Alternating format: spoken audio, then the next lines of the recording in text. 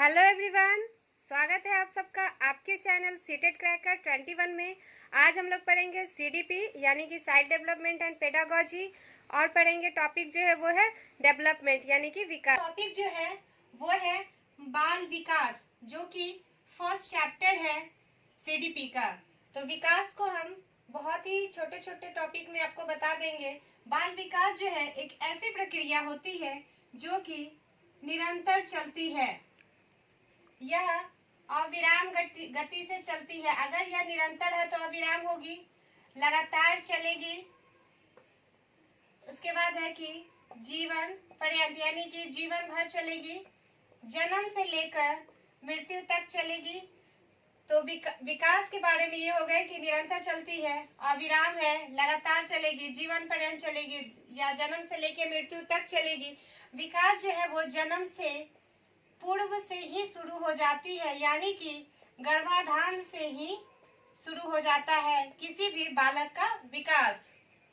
विकास जो है वो बहुआयामी होता है। इसके क्या है, बहुत सारे आयाम होते हैं जो हम इसके बाद आपको बताएंगे। विकास जो है वो सामान्य से विशिष्ट की ओर जाता है। जैसे कि कोई बालक जब लिखना शुरू करता है तो तोड़ तोड़ के लिखता है या थोड़ी राइटिंग उसकी खराब होती है, फिर कंटिन्यूअसली उसमें क्या होता है, बाद में लिखते लिखते वह बहुत ही अच्छे राइटिंग में लिखने लगता है।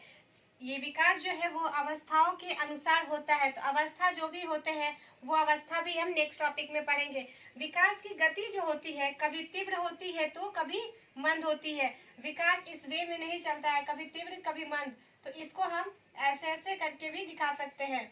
तो इसलिए इसका जो एक फॉर्मेट बनता है कि ये विकास है जो कि वलयाकार रूप में है। यहाँ पे हमारी आयु हो गई और यहाँ पे विकास हो गया। तो विकास जो है वो वलयाकार रूप में चलती है, यानी कि कभी तीव्र तो कभी मंद चलती है। विकास के कारण जो परिवर्तन आते हैं वह गुणात्मक होता है एवं परिमाणात्मक होता है।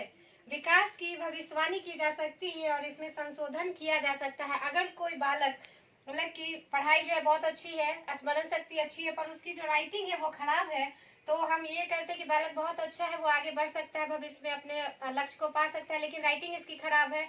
तो उसके राइटिंग को हम क्या कर सकते हैं, प्रैक्टिस करवा के उसकी राइटिंग हम अच्छी करवा सकते हैं। तो अब हम पढ़ेंगे विकास के आयाम। विकास के आयाम, पहला आयाम है, जैसे कि मैंने बताया था कि विकास जो है बहुआयामी होता है, यानी कि आयामों के अनुसार होता है। तो ये 8 आयाम है। पहला है शारीरिक विकास। तो बालक का शारीरिक विकास जो है वो गर्भावस्था से ही स्टार्ट हो जाता है। बालक जब गर्भ में आता है तभी से बालक का शारीरिक विकास होता है और वो मृत्यु तक चलते रहती है शारीरिक विकास जो है। नेक्स्ट है मानसिक विकास। मानसिक विकास, बालक जब बड़ा होता है तो उसमें मानसिक विकास आती है। तो उसमें क्या क्या क्वालिटी आ जाता है, उसे स्मरण शक्ति आती है, बातों को समझता है, वो मेमोरी बना सकता है, यानी कि कुछ याद करके रख सकता है अपने पास। उसके बालक में संवेदनात्मक विकास होता है, यानी कि इमोशन का डेवलपमेंट होता है। बालक में संवेगों का विकास होता है। वो गुस्सा करना, हंसना, रोना, ये सारे संवेग, जैसे कि डर जाना, ये सारे संवेगों का विकास जो है बालक में हो जाता है। 2 वर्ष के बालक में संवेगों का विकास जो है वो होना प्रारंभ हो जाता है। उसके बाद बालक में नैतिक विकास भी होता है। नैतिक विकास का मतलब हो गया कि लोगों के साथ अच्छे से बातचीत करना,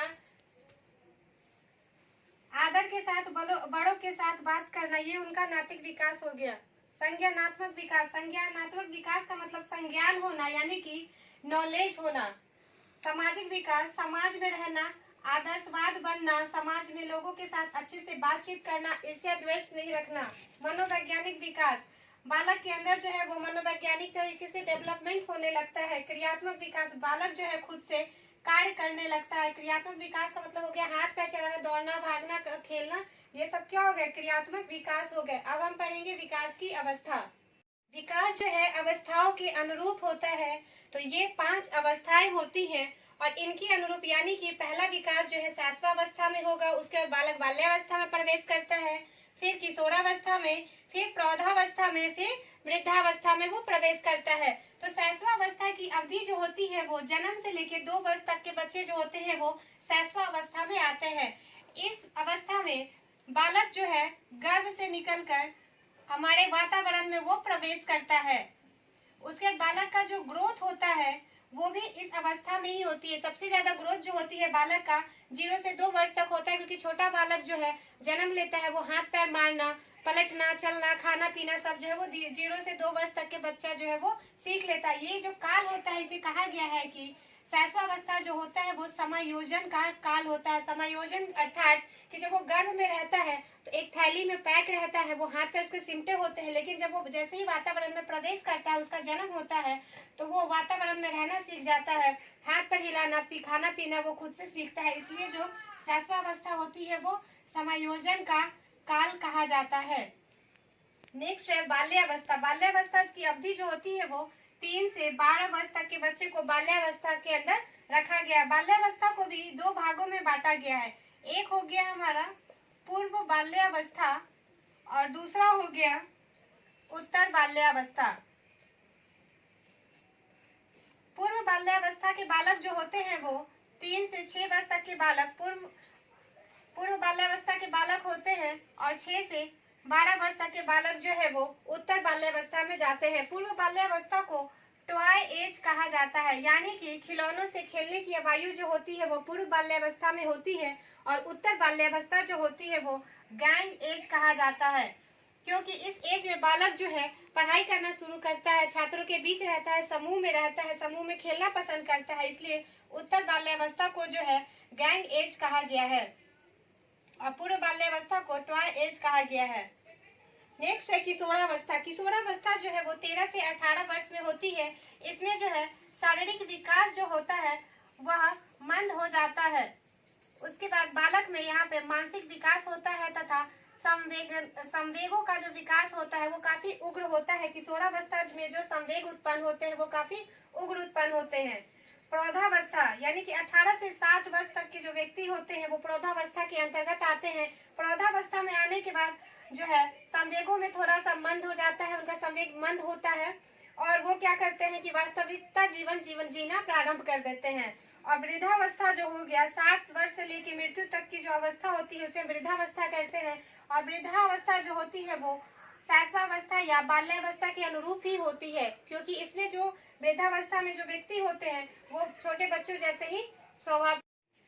तो विकास को प्रभावित करने वाले कुछ कारक भी होते हैं, तो उसमें से 8 कारक है। 8 में से पहला कारक है वंशानुक्रम। वंशानुक्रम का मतलब हो गया कि बालक किस वंश से बिलोंग करता है, उसका प्रभाव जो है वो बालक के विकास पे पड़ेगा, यानी कि माता पिता का या उनके माता पिता का जो है जनरेशन वाइज जो है वो बालक के विकास पे प्रभाव पड़ेगा। ये 8 पर जो प्रभावित करने वाले कारक है, विकास के जो आयाम होते हैं शारीरिक, मानसिक, सामाजिक, उन सारे आयामों को भी ये कारक सब प्रभावित करते हैं। उसमें क्या है कि वंशानुक्रम और वातावरण जो है वो हमेशा से आएंगे, यानी कि वंशानुक्रम जो होता है प्रभावित करने वाले कारक वो बालक के सारे विकासों को वो प्रभावित करता है। तो माता पिता के अनुसार जो है वो बालक को रंग, रूप, आकार और लंबाई जो होती है वो बालक को वंशानुक्रम के अनुसार ही मिलती है। वातावरण, यहाँ वातावरण का मतलब हो गया कि पारिवारिक वातावरण, बालक किस परिवार में रह रहा है, वहाँ के लोगों का रहन सहन, व्यवहार, बातचीत करने का जो तरीका है वो बालक के विकास को पूर्ण रूप से प्रभावित करता है। बालक परिवार में किस तरह का खाना पीना मिल रहा है, वहाँ के लोग कैसे हैं, अगर झगड़ालू है तो बच्चा भी झगड़ालू प्रवृत्ति का होगा, अगर वहाँ लोग प्यार और स्नेह से रहते हैं तो बालक का जो है जो स्वभाव है वो प्रेम और स्नेह के साथ रहने वाला होगा।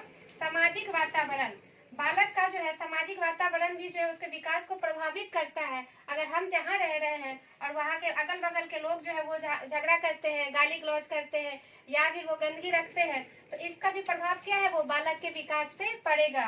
दूसरा है कि आहार, बालक को अगर पौष्टिक रूप से पौष्टिक भोजन, विटामिन युक्त, प्रोटीन युक्त अगर भोजन दिया जाए तो बालक का जो है वो ये जो विकास है वो प्रभावित होगा। अगर बालक को संतुलित आहार नहीं दिया जाए तो बालक जो है वो कुपोषित हो जाएगा। रोग, अगर बालक जन्म से ही किसी बीमारी से ग्रसित है तो बालक का जो है विकास वह मंद हो जाएगा या रुक जाएगा।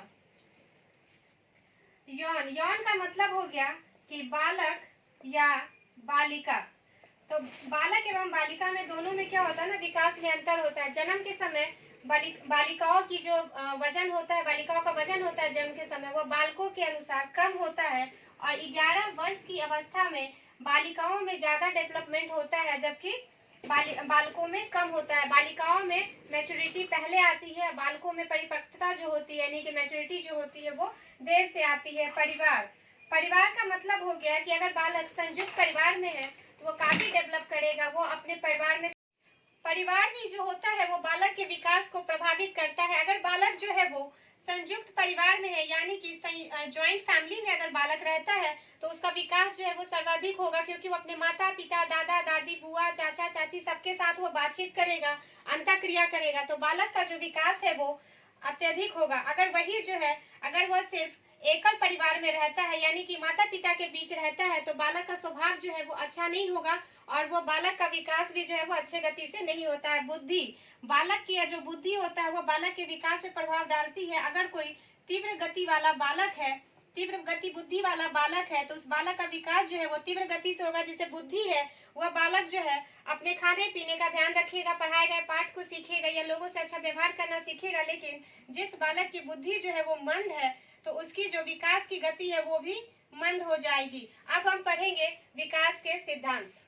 यहाँ हम पढ़ेंगे विकास के सिद्धांत। तो यहाँ जो है 6 सिद्धांत है। इसमें से पहला सिद्धांत है कि निरंतरता का सिद्धांत। जैसे मैंने पहले ही बताया था कि विकास जो है वो कंटिन्यूअसली चलती है, जीवन पर्यंत चलती है, तो विकास जो है निरंतरता का सिद्धांत फॉलो करती है। विकास जन्म से लेकर मृत्यु तक चलती है, संपूर्ण रूप से विकास होता है, तो इसलिए विकास जो है वो निरंतर के सिद्धांत पे आधारित कार्य करती है। नेक्स्ट है व्यक्तित्व भिन्नता का सिद्धांत। बालक जब विद्यालय में बालक आते हैं, सारे बालक डिफरेंट तरह के होते हैं। व्यक्तित्व भिन्नता का मतलब हो गया कि बालकों में कोई बालक ज्यादा तीव्र बुद्धि वाला होता है या फिर मंद बुद्धि वाला होता है। किसी बालक का जो रहन सहन अलग परिवार का है तो उसका जो शरीर का आकार है, रंग रूप है, पहनावा वो अलग होगा और दूसरे बालक का रंग रूप और पहनावा जो अलग होगा। तो यह व्यक्तित्व भिन्नता का सिद्धांत हो गया। तीसरा है हमारा एक रूपता का सिद्धांत। सभी बालक में विकास तो एक समान होती है पर फिर भी बालकों में कुछ न कुछ अंतर पाया जाता है। परस्पर संबंध का सिद्धांत। जैसा कि मैंने जो विकास का आपको आयाम बताया है ये उसी से रिलेटेड है। परस्पर संबंध यानी कि अगर बालक का शारीरिक विकास हो रहा है, अगर वो बीमार पड़ गया या उसे अच्छा भोजन नहीं मिला तो उसका असर जो है मानसिक विकास पे पड़ेगा। अगर मानसिक विकास उसका सही नहीं हो रहा है तो वो सामाजिक विकास, नैतिक विकास, संवेदनात्मक, संज्ञानात्मक, तो इसका प्रभाव जो है वो सारे विकास पे पड़ेगा। इसलिए परस्पर संबंध का सिद्धांत पे भी जो है विकास कार्य करती है। एकीकरण का सिद्धांत। बालक जब छोटा होता है, जन्म लेता है, शैशवावस्था में बालक पूरे पैर हाथ को मार के खेलता है। जैसे जैसे बड़ा होता है वो अंगों को एकीकृत करने लगता है। जो हाथ से करने वाले कार्य है उसके लिए हाथ का प्रयोग करेगा और पैर से करने वाले कार्य को पैर से करेगा। सामान्य से विशेष की ओर। और बालक जब शैशवावस्था में होता है तो जब वो रोता है तो अपने पूरे पैर हाथ सबको मारते हुए रोता है, लेकिन जब वो बड़ा होने लगता है तो सिर्फ वो आंखों का प्रयोग करता है रोने में। तो सामान्य से विशेष की ओर चलने का सिद्धांत पे भी जो है विकास कार्य करती है। धन्यवाद।